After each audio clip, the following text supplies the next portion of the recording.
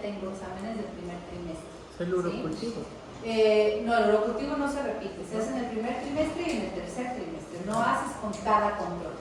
En el primer trimestre hacemos todo esto, si es que, por eso les digo, si es que la paciente viene a las 8 semanas, ya le hacen todo esto y vuelve a las 12 semanas, no le van a volver a hacer todo. Lo único que hacen es el examen físico, preguntarle si ha habido algún cambio en su vida o algo como una adquisición de un factor de riesgo, examen físico y se acabó.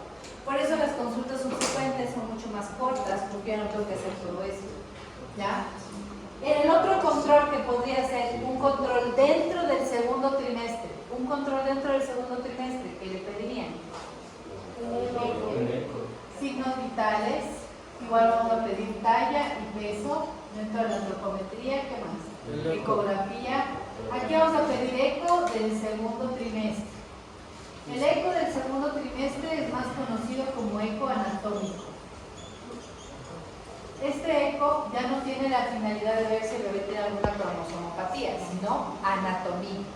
Ver que el bebé esté bien estructuralmente, que tenga 2 riñones, 2 pulmones, que tenga 5 deditos en cada mano y en cada pie. Esa es la funcionalidad de esa ecografía. ¿Ya? ¿Qué más? El emo no. ¿Podrías pedir un emo, pero lo último no? Bueno, dentro de todo esto vamos a poner aquí en grande, ¿no es cierto? El examen físico.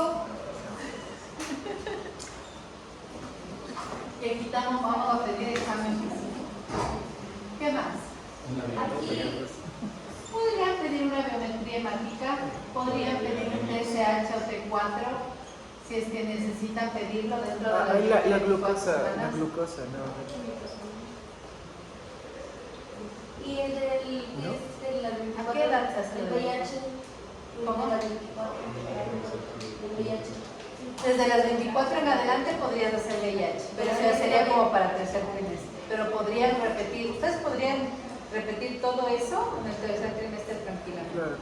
Si estás con sospechas, puedes pedir una glucosa, una biometría y una glucosa. ¿Qué más?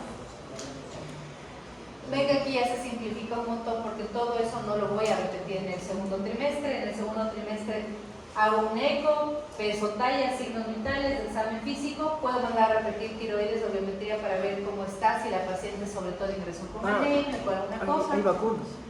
Le vacuno. ¿De qué le vacuno? Difteria, tosferina y tétano. Le puedes poner la DPT. Esa es la vacuna. Ahí tienes difteria, tosferina y tétano. ¿Qué más? También le pueden poner la vacuna de la influenza si es que es estacional y les toca y está dentro de riesgo. ¿Cómo? Ahí está. Ahí está. DPT. Esa es una triple que tiene difteria, tétano y tosferina. Y esa no necesita estarse repitiendo. Se pone una sola en el embarazo y se fue. Se pone para darle al bebé también anticuerpos porque cuando los bebés nacen no pueden recibir ciertas vacunas. Entonces que están como indefensos los primeros 2 meses. Hasta ahí podríamos hacer en el segundo trimestre y obviamente, como les decía, complementar historia clínica y ver qué más me falta. En el tercer trimestre, ¿qué debo hacer? En un control que yo haga después o más allá, Igual yo eco. recuerdo las 25 semanas. Eco, pero en cambio era un eco para ya valorar la presentación total. Muy bien, podría pedir una ecografía. El eco del tercer trimestre sí se pide generalmente a las 30 o 32 semanas. Antes no, porque la idea es ver, como dice su compañero, presentación fetal, ver cómo está, si está de cabeza, de nalgas. Si le hago antes, puede cambiar. A partir de las 30-32, como ya está grande, es medio difícil que cambie de presentación y ya podemos tener como una presentación definitiva. 30 semanas. Este eco es para ver presentación, placenta, líquido, eso vamos a ver pues. ¿Qué más? La presión arterial uterina. Pero tú igual todos los signos Vitales, de examen físico. talla, peso, Póngale grande el examen físico. Ahí las maniobras de León, pues. Perfecto, vamos a hacer aquí dentro de esta maniobra. A partir de qué semana gestacional se Sí, sido 28, pero hace unos 24. ¿No? Ah, no. Es que el libro decía que desde las 24 ya es empezable a palpar la cabeza de las nalgas. Ah, eso es una Solo el 2. cosa, pero Y que no- desde las 28 ya son confiables. Por eso. Pues pero es que te preguntaba a partir de qué semana podría iniciamos con maniobras de loco. Nunca se los 24. No. Jamás. Digo, aquí está la cabeza. Porque es parte del fondo uterino. No, pero las maniobras como tal son 4 maniobras específicas para complementar un examen de ojo. Y esas 4 no las puedes usar en el próximo. 28.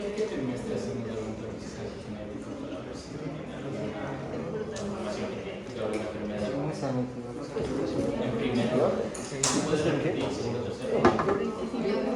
No es necesario si usted quiere descartarse. Este es el examen genético que hacemos como que a todas las pacientes. Sumado a una cosa que, buena tu pregunta, porque eso no sé si está en la guía, que ustedes, a este eco del primer trimestre que les decía que es un eco cromosómico, ustedes pueden hacer unas hormonas que se llaman el doble y el triple screening. El triple screening o el doble screening es pedir hormonas en la mamá, por ejemplo, pedir una cosa que es beta-HCG, pedir una proteína placentaria, y lo que te sirve es para ver valores.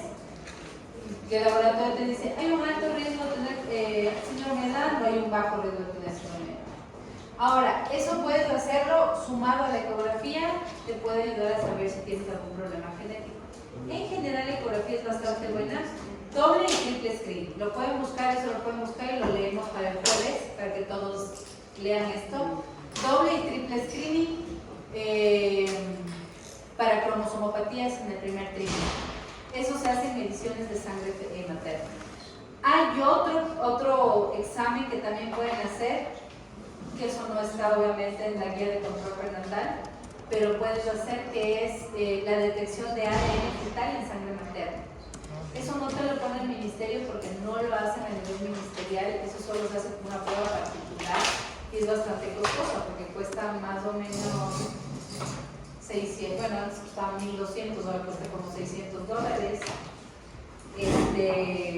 que le toman una muestra de sangre a la mamá y como a partir de las 10 semanas ya hay suficiente ADN fetal por ahí en contacto, a la mamá le sacas muestras y ves la sangre fetal a quién le pertenece, a un XX, a un XY y si tiene trisomías o no. Eso le haces a partir de las 10 semanas. Pero es mejor hacerlo al principio. Tú puedes hacer eso cuando tú quieras. Pero se supone que la idea es que lo encuentren súper temprano. Yo sé que aquí eso no es legal, pero hay países en los que sí es legal. Entonces, si es que una persona tiene, o sea, a las 10 semanas se hace este ADN fetal en sangre materna, que si no tiene alguna trisomía y la pareja no quiere, pueden interrumpir el embarazo de manera legal antes de las 20 semanas. Si lo haces más tarde, en ningún país del mundo, o al menos éticamente, te dicen, ya termina el embarazo a la 20 semanas. Los que permiten es hasta el primer trimestre o menos de 20 semanas. Pero aquí no se puede, ¿no? No, aquí es ilegal. Sí, antes no lo puedes hacer porque puedes tener errores, no hay suficiente ADN circular. ¿Qué más? Bueno, en el tercer trimestre hemos visto que se puede pedir el eco, hacemos esto de signos vitales, vamos a ver lo de, ¿cómo se llama? Lo de... En la semana, a la 24, yo voy a hacer la altura de fondo de útero. En el examen físico, ahora vamos a tener un poco de examen físico para ver como que a detalle qué es lo que se pide en el examen físico. Tenemos ahí en el tercer trimestre entonces de ecografía, signos vitales, historia clínica, pueden repetir en el tercer trimestre el urocultivo para que la paciente cuando dé a luz ya tengamos una idea de si está o no está con infección de vías urinarias y también para evitar partos prematuros, se hace el urocultivo en el tercer trimestre. Pueden repetir, si es que es una paciente con factores de riesgo, pueden repetir VIH, VDRL y hepatitis. El TORCH no es necesario a menos que tengan una paciente con mucho riesgo, pero el VIH, VDRL y hepatitis es buena idea repetir. Sobre todo, por ejemplo, en gente que hace salud, médicos, enfermeras, auxiliares, toda la gente que está en contacto con sangre, fluidos o desechos, se hace hepatitis B, VIH, VDRL en el tercer trimestre también. ¿Qué más? Eso dentro del control prenatal. Ahora, dentro de todo lo que es control, ustedes vieron que había un montón de factores de riesgo. Cuéntenme ustedes, ¿qué factores de riesgo más o menos vieron que podían ser modificables? La pielonefritis. IMC, obeso. La alimentación. Los hábitos tóxicos. El soporte familiar. Todas las enfermedades agudas son modificables. Y todas las crónicas serían. No, pero decía que durante el embarazo el IMC no es modificable. ¿Qué cosa? No es modificable. Claro, no es modificable. Me dijeron cómo modificable. Claro. ¿Qué fuiste y me hiciste puta? ¿Qué dijo? Él dijo, oye, me estoy modificable.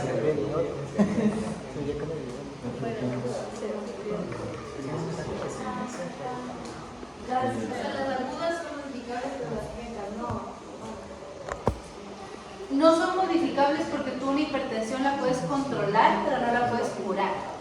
O sea, tú puedes darle la medicación para que la paciente no tenga una complicación con la presión, pero al final la presión alta la va a tener.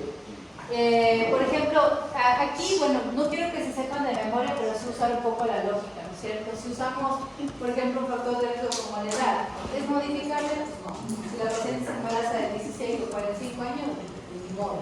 Si es un embarazo múltiple, si son gemelos, no es modificable. Si son gemelos, hay un factor de riesgo para algunas enfermedades.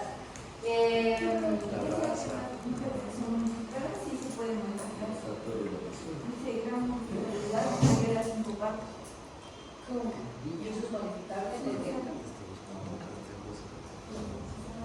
Es un factor modificable. No, eso está no modificable, partos previos. ¿Cómo modificas? O sea, por eso les digo, acabamos de usar la lógica. ¿Es modificable que ya haya tenido 5 hijos antes? No puedo modificar su historia clínica. Por ejemplo, un antecedente patológico personal, ¿es modificable? No. Si la paciente tuvo 5 partos antes y para mí ahora es un factor de riesgo, por ejemplo, para una hemorragia postparto, ¿es modificable su paridad? No es modificable. O sea, tal vez puede ser que esté en la tabla, no lo sé, pero tienen que leer. Hay errores también en los textos, porque no es modificado. Si ustedes se ponen a pensar y dicen, ¿cómo modifico que haya tenido 5 hijos antes? Pues no puede. Es como decir la paciente se operó de. ¿Cómo? La anemia es modificable. Porque tú le tratas, digamos que esa es como una enfermedad aguda. Yo le doy hierro, sube la hemoglobina o la ferritina y se corta. Todas las enfermedades agudas, la anemia, una pielonefritis, una IBU, todo eso son enfermedades agudas que yo voy a tratar y se modifican. Pero habrá cosas que no. La diabetes no es modificable porque la voy a controlar, pero no la voy a curar. Dentro de los factores laborales, hay factores de riesgo que considero como factores de riesgo laboral. ¿Cuáles serían? Estar de pie mucho tiempo, levantar objetos pesados, de riesgo de caídas, radiación, psicoemocionales, estrés.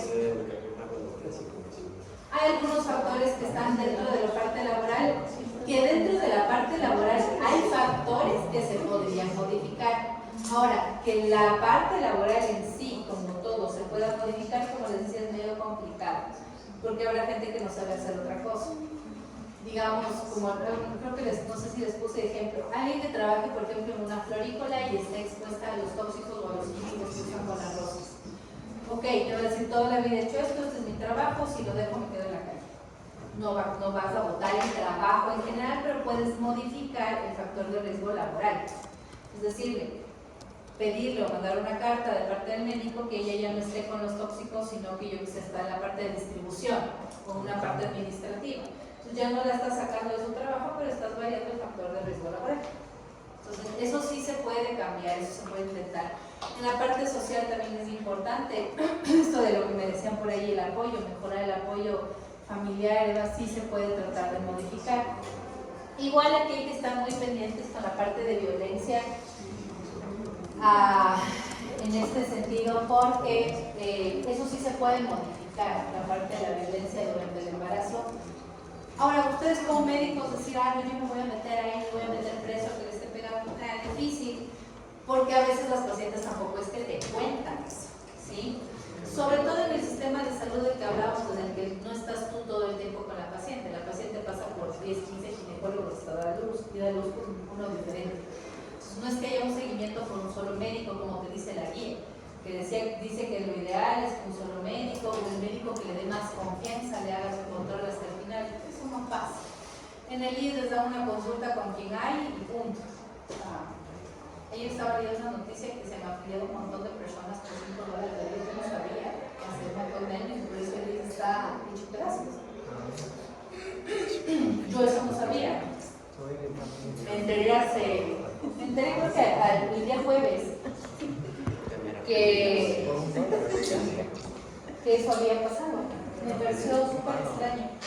Que hace como 10 años, o 12 años más o menos, se les abrió a la parte de los campesinos meterse en IES. Pero ellos pagan $5.25 mensual. Tú pagas $5 por 25 mensual y puede ir toda tu familia. O sea, puede estar la esposa, los hijos metidos en el IES. Entonces, versus una persona que trabaja y tiene afiliación y paga más de $100 mensuales, el otro paga 5 y mete a toda la familia en el IES, cuando son personas que deben estar en el Ministerio de Salud. Pues claro, el IES por razón ahora está peor que antes, porque han entrado como más. Entonces, es complejo porque claro, es un sistema que no está adaptado para tanto a pesar de los aportes, porque vive de los aportes de otra persona. Esa es la idea de IES. A pesar de que no sé cuándo yo estoy vieja si hay ahí, es porque como ya nadie quiere tener hijos, ¿quién va a aportar nuestra IES? Porque no hay nadie que trabaje para que todos no estén jubilados. A ver, me pasó otro tema, estamos. Bueno, la idea es que los controles no los puede mantener un solo médico y ese también es un problema para la parte de información que se obtiene. Tal vez la parte general te la van a contar, pero si tú le ves a una paciente que tiene 8 médicos diferentes, yo dudo que alguno le haya dicho que alguien le pega o que tiene un problema importante de ese estilo. Ese es el problema porque hay una falla y fuga de información. ¿Dónde podríamos más o menos sospechar eso? Es en el examen físico.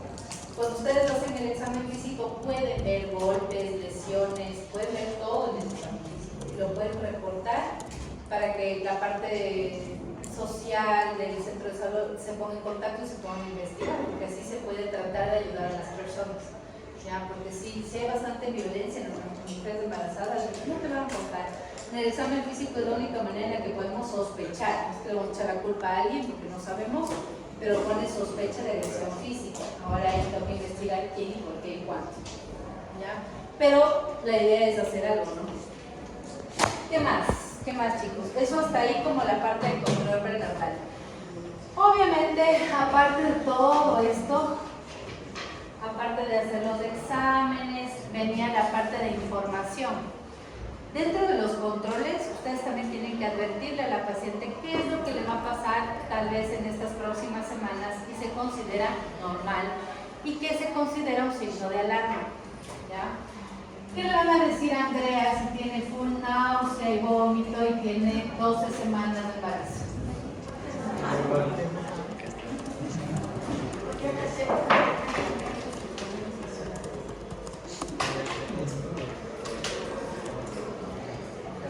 Valesca, ¿qué le vas a decir a Andrea si está con mucha náusea y vómito?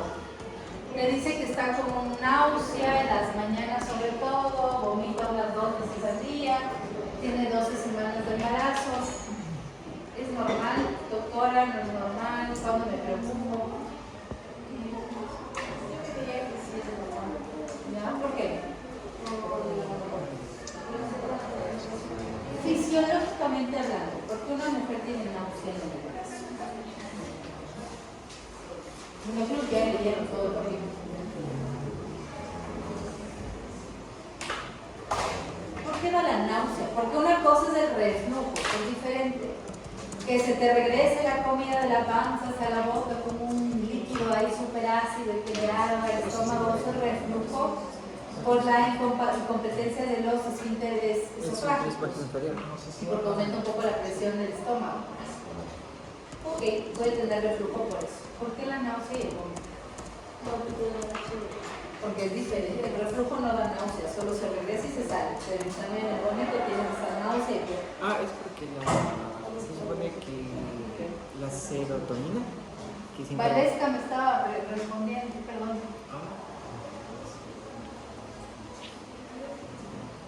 Doctora, pero me dice que es normal, no sabe por qué. O que hay una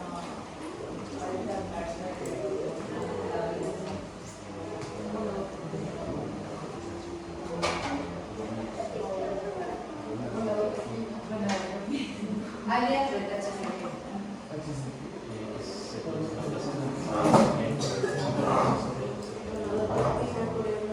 Muy bien, la gonadotropina colónica humana o la beta-HCG, que es la hormona del embarazo a nivel cerebral, puede estimular la parte de la náusea.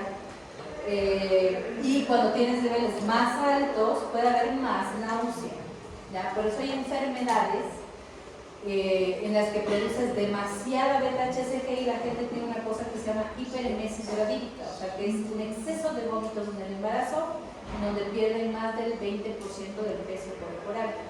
Entonces, la hiperemesis gravídica se da cuando hay mucha beta-HCG, porque la beta-HCG está relacionada con la parte de las náuseas. Muy bien.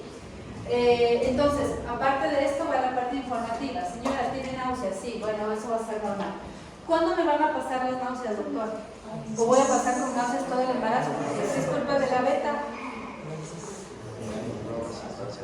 ¿Ah? Yo me pongo a llorar si me dicen. A las 16 semanas no paran. ¿Por qué? Por los cambios, por ejemplo, yo diría que es por el crecimiento que se está dando. Aparte que, por ejemplo, se supone que también las náuseas se dan por también el movimiento del aparato digestivo. Y se hace diafragmatomy y se supone que también causa náuseas. Yo siempre creo que el cuerpo no tiene que reducir, de cada día más se puede desencar. El cuerpo no te genera beta. Hasta la La placenta. No se deja de producir, pero sí se convierte en una meseta. Hay un pico a las 14, 16 semanas de beta-HCG y de ahí se mantiene y se queda, no es que baja, pero ya se queda en un nivel como estándar. La beta-HCG sube hasta las 12 semanas de manera ascendente. Llega a las 14 semanas y ¡pum!, hace un pico y se queda ahí. Y ya no sube más. Pues no es que una paciente de 40 semanas tiene 3.000 millones de beta porque la beta ya se deja de producir. Es como que deja de aumentar, se produce ya en un valor continuo. Digamos que se queda en 150.000 y en eso se quedará hasta el final del embarazo, ¿ya? Las náuseas entonces van a producirse hasta las 12, 14 semanas, van a tener un pico y como tú decías, 16, 18 semanas donde ya se estabiliza la beta, ya la náusea debe desaparecer. ¿Qué pasa si la paciente sigue con náusea y tienes 24, 28 semanas? Doctora, no dejo de vomitar, por Dios, ayúdenme. Pero eso no es normal. Tendría que buscar la causa. Pueden haber tumores productores de beta o puede haber hipotiroidismo o hipertiroidismo. Acuérdense que el hipotiroidismo o el hipertiroidismo, sobre todo el hipotiroidismo puede generar hipertiroidismo.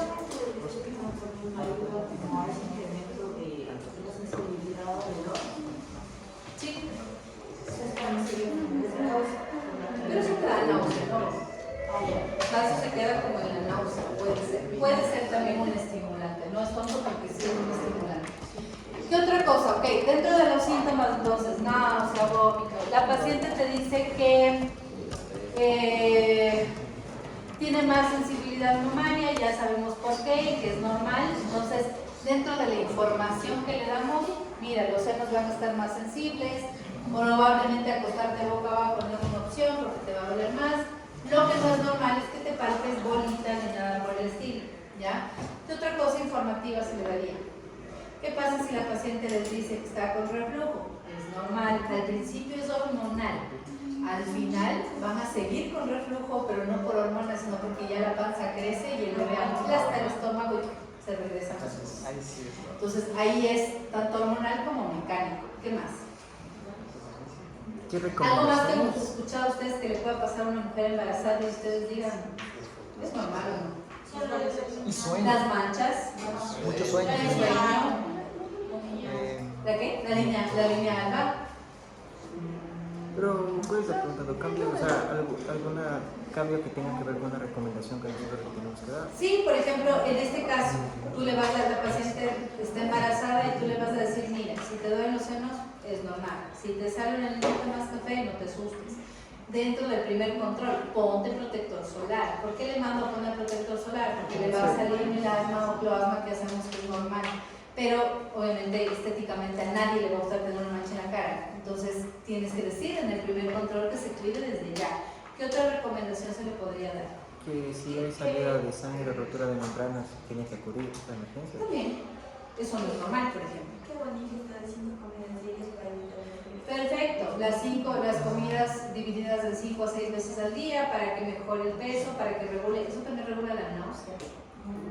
Porque no llenas mucho el estómago, sino que se llena poquito. Es muy buena cosa para regular la náusea. ¿Qué más? Que una paciente les diga que está estreñida.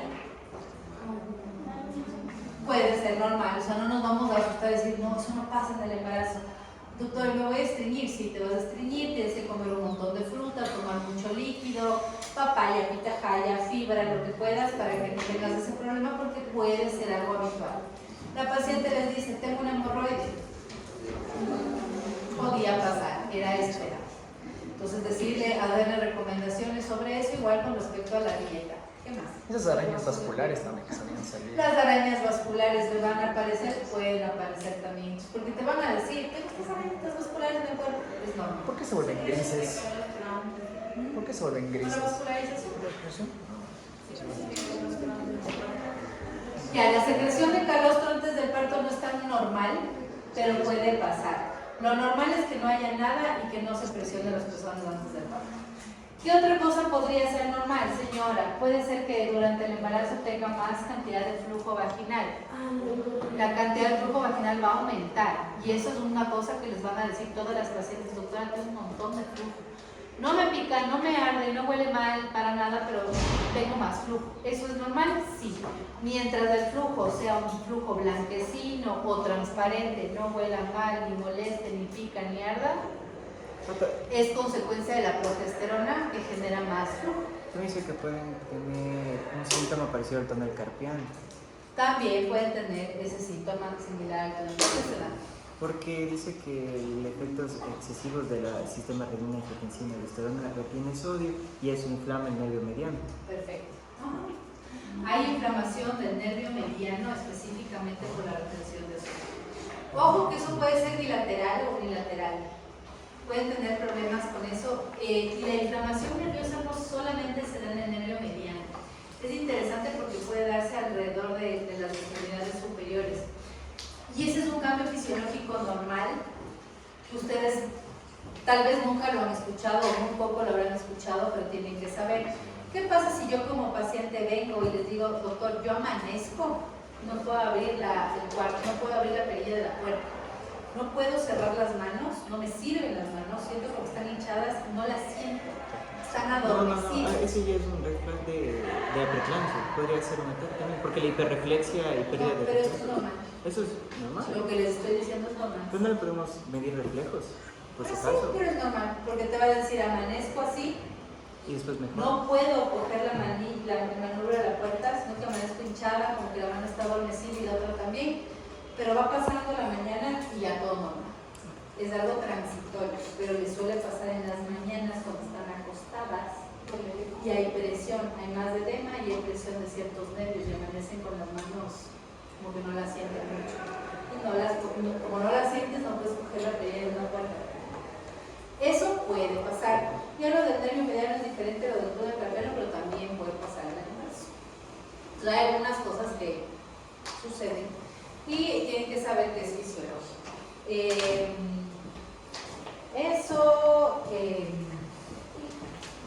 No sé cómo le digo yo, es una de las contracciones de brazo justo, o sea que es normal, ¿cómo le explico? Ok, eso va a depender del trimestre en el que esté.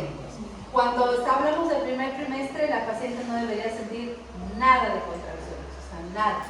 No se le puede poner dura, no puede nada, ni dolor, nada, absolutamente nada.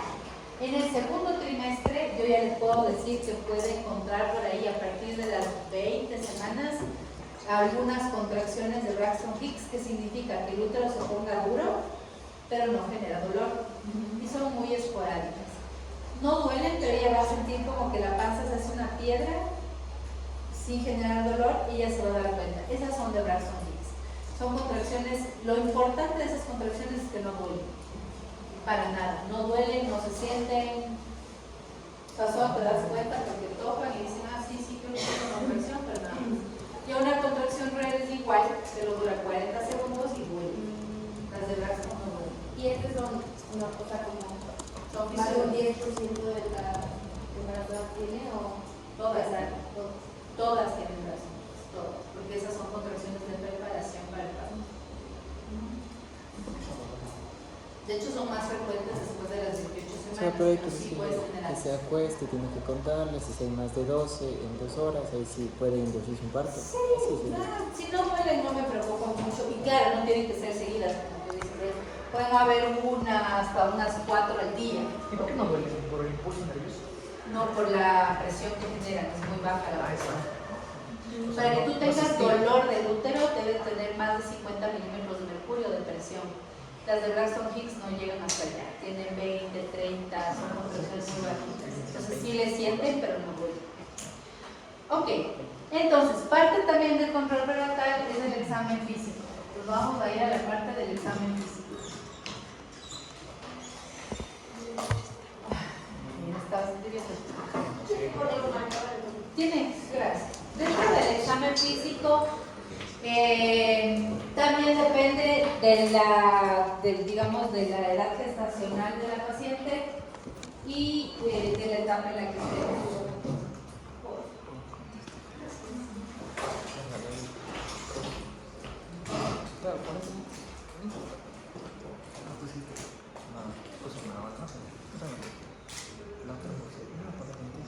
Ok, dentro del examen físico vamos a tener un examen que le vamos a conocer como el examen en general y vamos a hacer un examen que es el examen regional, específicamente la parte ginecobstétrica. El examen general es obligatorio en todas las pacientes porque estamos hablando de un examen como a cualquier persona que no esté embarazada. Hay un pero cuando una mujer dice, ven con control prenatal, uno solo se va a la panza, revisas la panza y dices todo está perfecto y te vas. Las pacientes pueden tener otras patologías que a veces pasan desapercibidas porque uno se concentra en el examen obstétrico. Entonces, en el examen general ustedes tienen que revisar todo, la parte de cabeza, cuello, la parte cardiopulmonar, abdominal, obviamente la parte de miembros inferiores, miembros superiores y genital. Tienen que revisar todo. En el primer control prenatal, sobre todo, tienen que revisar absolutamente todo porque es necesario saber cómo ingresa al embarazo y también les sirve para reconocimiento de factores de riesgo. Y después vamos a la parte regional, que es específicamente la parte del examen ginecobstétrico, que sería la parte de la pancita. ¿Ya? Dentro del examen físico, obviamente, también va la parte de signos vitales, talla, peso en la paciente y parte de eso también, cuando se pueda, la frecuencia cardíaca fetal. ¿Ya? Para hacer el examen físico, nosotros vamos a tener en cuenta dos cosas. Vamos a ver una cosa que es el examen de mamas y el tacto vaginal. El examen de mamas y el tacto vaginal se hacen solamente en el primer control. Y el tacto vaginal en el momento del parto.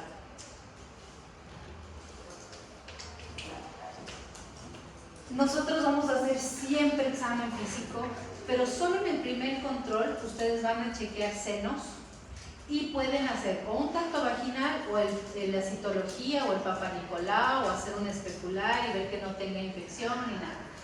En los controles subsecuentes no es un protocolo hacerlo. ¿Cuándo lo van a hacer? Cuando la paciente les refiera a una molestia específicamente en esa zona.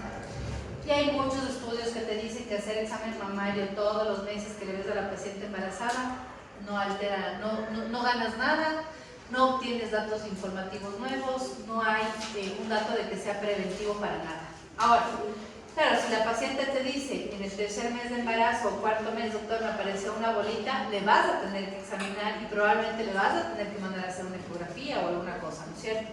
Pero si no te dice nada y te dice, no, tengo la misma sensibilidad de siempre, la que me revisó en el primer trimestre, no tengo ningún cambio, le van a chequear, no es necesario estar palpando mamas. Y en la parte del tacto vaginal se prefiere no hacerlo para evitar infecciones y demás, siempre y cuando no sea necesario. Igual el examen, si alguien dice, doctora, tengo un flujo verde, me pica, huele horrible, tiene que hacer un examen especular, pero de lo contrario pueden omitir ese examen perfectamente. ¿Ya? Vamos a la parte del abdomen.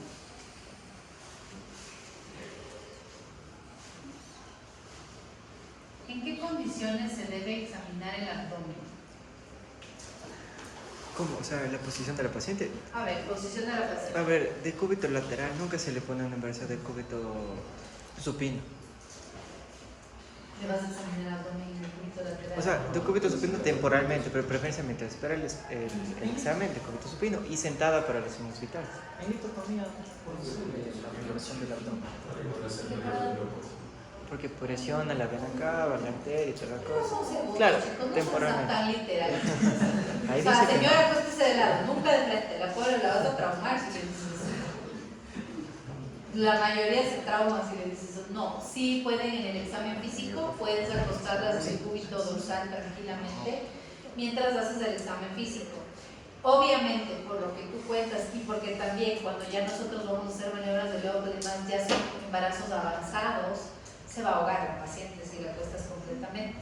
Entonces es en semi-folded, ¿ya? Es semi-sentada que puede estar la paciente en el cúbito dorsal, sí, pero semi-sentada, ¿ya? Esa es la posición, semi-sentada y con los brazos a un lado. Y con las piernas. Y cartillas. Puedes poner el reposapiernas. También pueden estar. En el reposapiernas. Sí. Tienen que estar semiflexionadas las piernas. Semiflexionadas, en semi-folded y de cúbito dorsal. Esto es diferente al examen abdominal, ya vamos a ver mañana en la práctica. Es súper diferente a alguien que no esté embarazado. Claro. Cuando ustedes hacen un examen abdominal en alguien que no esté embarazada, las piernas tienen que estar rectas, los brazos a los lados para evitar defectos abdominal, pero en ella no estamos valorando abdomen agudo, sino estamos viendo el útero. Entonces es diferente. Y el semi doblado de las piernas es porque cuando van a hacer maniobras de Leopold se suele topar sobre la síntesis del pubis, hacemos una maniobra que está a veces despejado o no, y eso puede doler. Entonces, dobladas, semiflexionadas las piernas duelen menos, solamente. Entonces, en el abdomen, igual, ustedes van a hacer el examen general, pueden hacer auscultación, pueden hacer después de la auscultación palpación, y de paso pueden ver que está embarazado, ¿no es cierto?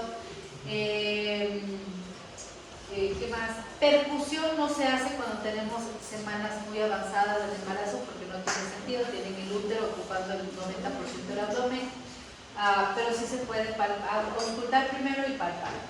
En el abdomen nosotros vamos a tener que hasta las 12 semanas, hasta menos de 12 semanas, el examen abdominal se hace como un examen, vamos a poner examen abdominal.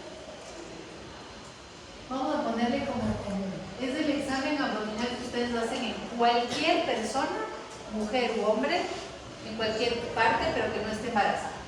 Antes de las 12 semanas del examen abdominal no va a cambiar, pero para nada. ¿Por qué? Porque nos dijo que recién lo único que estaba viendo es hiperplasia y hipertrofia del útero. Y pasadas las 12 semanas empieza a orinar el bebé. Recién se llena. El útero recién a partir de la semana 12 sale. Más allá de las 12 semanas, vamos a palpar la altura del fondo de útero. Y más allá de las 12 semanas, también ustedes pueden auscultar la frecuencia cardíaca fetal.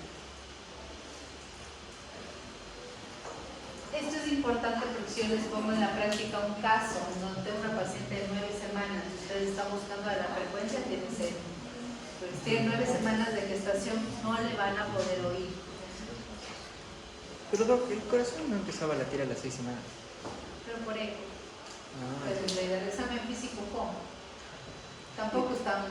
¿y por qué de la semana 2? Porque ya hay líquido amniótico, eso como que Porque moviliza el ya sonido. sale de la cavidad, de Ah, la sínfisis. Entonces, ya puedes poner ahí un Doppler, pero el Doppler, me refiero al Doppler manual, que uno tiene en consulta externa, no al Doppler del eco. Pero con esteto. Ahorita estamos hablando de examen físico, no estamos hablando de nada más. No estoy hablando de que ustedes van a hacer ecografías, porque ustedes no van a hacer ecografías. Ustedes van a hacer un examen físico. Dentro de un consultorio normal, ustedes van a tener una cosa que se llama fonendoscopio, van a tener un Doppler, que es un aparatito chiquitico que ausculta la frecuencia cardíaca, y van a tener una cosa que se llama campana de Tinar. Y ya casi no se usa, que se usaba el doctor Chapatín, pero está en los consultorios porque si es que por algo no tienes y solo ves eso, puedes utilizarlo y sí se escucha, pero puede ser. Entonces, nosotros que a partir de las 12 semanas podemos escuchar la frecuencia cardíaca fetal. Desde las 12, ustedes pueden escuchar a las 12 semanas, lo van a escuchar con el Doppler. Me refiero obviamente al Doppler, al aparatito, chicos, no al eco. Porque con ecografía ustedes le pueden escuchar desde las 6 semanas, pero a la ecografía ustedes no van a hacer ecografía, ustedes van a recibir reportes ecográficos que si les interesa que le digan, sí, tiene latido a las 6, perfecto. Ustedes van a hacer ecografía, ustedes van a hacer examen físico, y examen físico para auscultar frecuencia recién a las 12. 4 o 6 semanas comienza a latir el corazón. 6 semanas. Bueno, entonces está mal. A las 4 no. Es que dice, O sea, capaz sí, Corazón. porque el corazón aparece a las 4 semanas, pero tú no lo puedes auscultar ni con ecografía a las 4 semanas, por ecografía a las 4. Pero el corazón aparece desde las 4 y ya tienes claro, porque secuencia. el flujo de sangre se inicia durante la 4ª semana y se visualiza Sí, mediante sí, Doppler. sí. El corazón aparece desde antes. De hecho, al lado de la vesícula vitelina puedes auscultarlo. 12 semanas pueden escuchar con Doppler. A las 16 semanas ustedes pueden escuchar ya con fonendoscopio o campana de Pinel.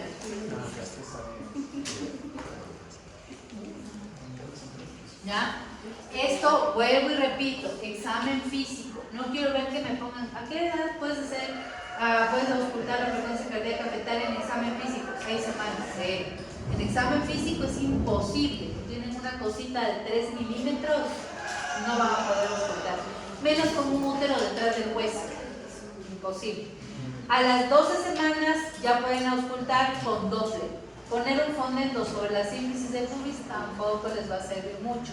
El Doppler es más potente, por eso a partir de las 12, si ya quieren auscultar, con Doppler. Ok. Esto con respecto a la auscultación de la frecuencia cardíaca fetal.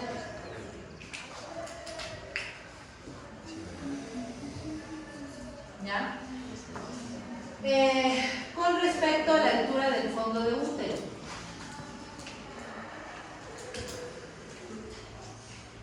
A las 12 semanas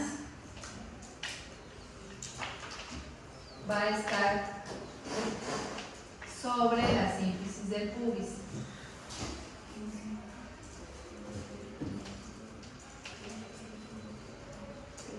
A las 16 semanas, ¿dónde va a estar? Perfecto, entre el pubis y el ombligo. Y a las 20 semanas. En el ombligo. En el ombligo. Ojo, todos estos datos de altura del fondo de útero son datos que realmente no es que tengan así como un valor semiológico altísimo. Ustedes ven en la semiología que esas referencias anatómicas nos van a funcionar en el examen físico antes de las 20 semanas. ¿Por qué? Porque recién a partir de las 20 semanas vamos a poder medir la altura del fondo de útero con cinta métrica, que sí tiene más valor semiológico. Pero como antes de las 20 no tiene valor sociológico el uso de las cintas, usamos referencias anatómicas que van bastante bien. Entonces, una paciente les dice, doctora, tengo 16 semanas y ustedes están palpando de la pancita y notan que el fondo de útero les da en el ombligo. Ustedes ya van a decir, no señora, tiene más, debe tener 20, porque según yo, está en el ombligo. ¿Qué haces ahí? ¿Pelearte con la señora? No. Decir, señora, yo creo que tiene más, vamos a mandarle a hacer un eco. ¿Por qué? Porque puede ser que no sea uno, pueden ser 2 bebés, y ahí sí, si tiene 16, pero obviamente la altura va a ser mayor, porque tiene 2 bebés. ¿O qué pasa si la señora no sabía y tiene un mioma? Entonces, siempre el examen físico nos ayuda a poner banderitas de alerta de que esto no está normal. La idea del examen físico es que nuestro examen compagine con lo que dice la señora de su fecha de última regla, o sea, con su edad gestacional. En la altura del fondo de útero, entonces, a partir de las 20 semanas, mayor a las 20 semanas, vamos a usar cinta métrica. Y eso lo vamos a hacer mañana en la práctica. Con la cinta métrica ya usted puede ir diciendo cuántas semanas gestacionales tiene. Con la cinta métrica, ¿hasta cuándo le voy a medir la altura del fondo de útero? Hasta las 30 semanas. Hasta menos. 30. Hasta las 36 semanas.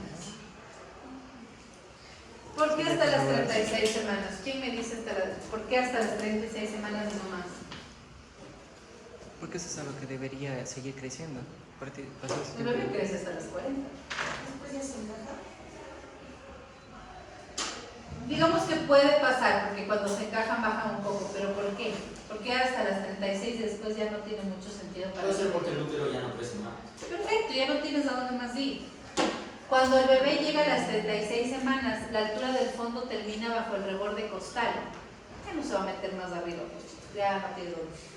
O sea, el reborde costal es el límite, ya no se puede ir a los pulmones ni meterse más allá. O sea, hasta acá ya llega la panza de una paciente de 36. Ya 37, 38, 39, el bebé cada vez va adoptando más la posición fetal y se va doblando sobre sí. Y a partir de las 39, 40 semanas, como dijo su compañera, encaja. Entonces, cuando encaja, ustedes pueden tener otro problema, pueden tener una disminución importante de la altura del fondo de útero. Bueno, porque no esté restringido, sino porque encajó. Si encaja, esto baja 2 a 3 centímetros de lo que normalmente estaba. Por eso, no sé si han escuchado que una paciente está embarazada, a veces le dicen, no, ya se le bajó la pancita, ya va a dar a luz. No sé si han escuchado eso. Cuando dicen eso, realmente es cierto, pero porque se encaja y claro, la altura del fondo baja. Cuando ya se encaja el bebé, hace tiempo ya nace más o menos razón. Si es que no, es que depende si tiene actividad o no. Si se encaja, pero aún no genera contracciones, no ha iniciado el parto. Lo único que te indica que un bebé ya va a nacer